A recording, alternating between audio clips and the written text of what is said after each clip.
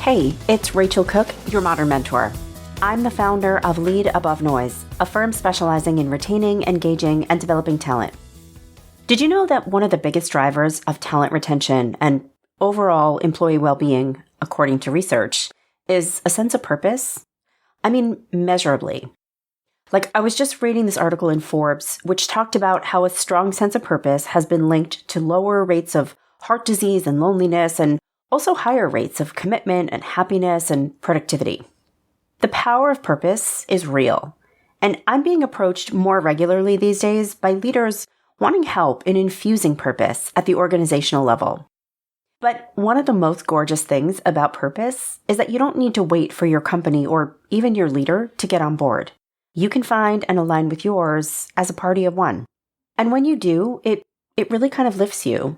So if you're feeling in need of a boost, let's talk about purpose and how you can find and breathe some life into yours.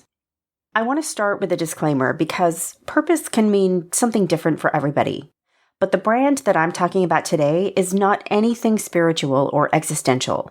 I am talking practical, nuts and bolts, everyday purpose at work. Not why am I here on this earth purpose, but what am I here to deliver at work purpose. You can have both, absolutely, but my expertise is limited to the terrestrial. Okay, so how do you find yours? In some industries like healthcare or education, finding your sense of purpose may seem more intuitive. Playing a role in saving lives or educating children can seem kind of naturally purposeful. But what about those of us who are building marketing campaigns or selling knives or organizing stockrooms or researching industry trends or managing investment portfolios? Is it possible to find meaning and a sense of purpose in these? Oh, it totally is. So here's how you start. You ask yourself 3 key questions. What is my job here? Who do I work for? And what do I need to deliver?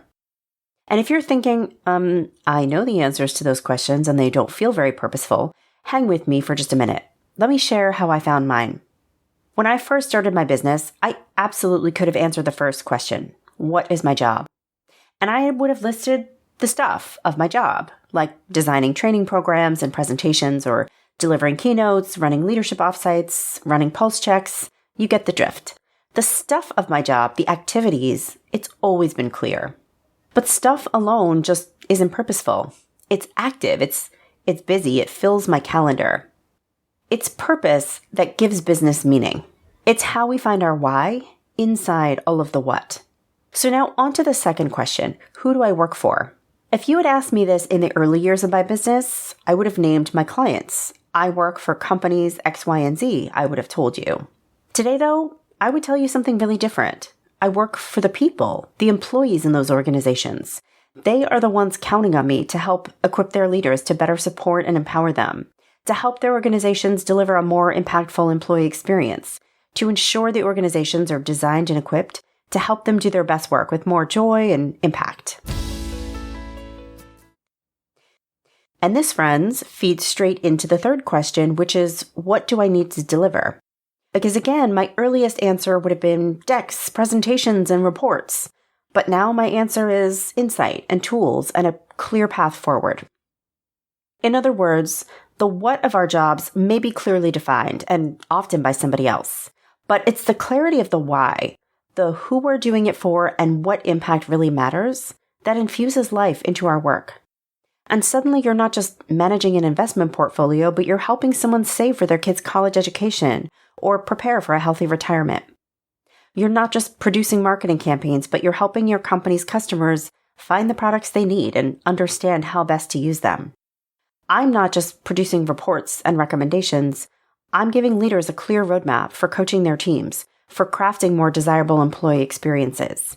And this is meaningful to me. It fuels my passion for my work, which helps me to be more productive and more intentional in my choices. Once you go through this exercise, once you have this clarity around not just what you do, but why and for whom, then use this to better inform your priorities, where and how you spend your time. If, for example, you're in a marketing creative role, do you really need to attend every budget meeting? Or is your time better spent on defining the copy that will most resonate with and effectively educate your customers? If you're an investment manager, how much time should you really be spending selling products to customers versus diving deep into the financial analysis, which will help you make better decisions on behalf of your clients whose livelihoods you're in a position to impact. When you're clear on your purpose, the impact you're here to deliver, it gives you a footing to stand on.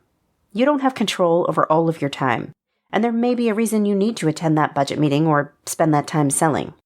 But your purpose becomes a great platform from which to have a conversation with your leader that says, "Hey, I believe I'm here to educate our customers. Do you agree? If so, I'd love to find ways to spend more of my time understanding customer needs and trying to capture those needs in the copy I write. And to do that, I may need to spend less time in our budget meetings, which I don't feel that I'm contributing to." The thing about purpose is it gives, purpose to your ask.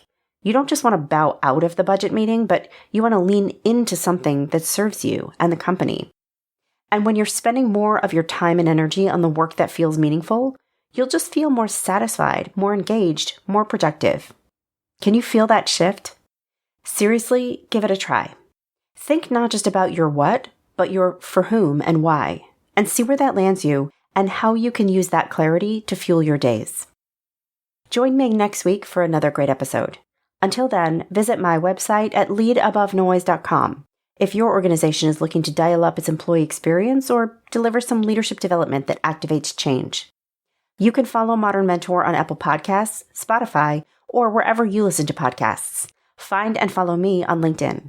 Thanks so much for listening and have a successful week. Modern Mentor is a quick and dirty tips podcast. It's audio engineered by Dan Farabend with script editing by Adam Cecil. Our podcast and advertising operations specialist is Morgan Christensen. Our digital operations specialist is Holly Hutchings. Our marketing and publicity assistant is Davina Tomlin, and our intern is Cameron Lacey.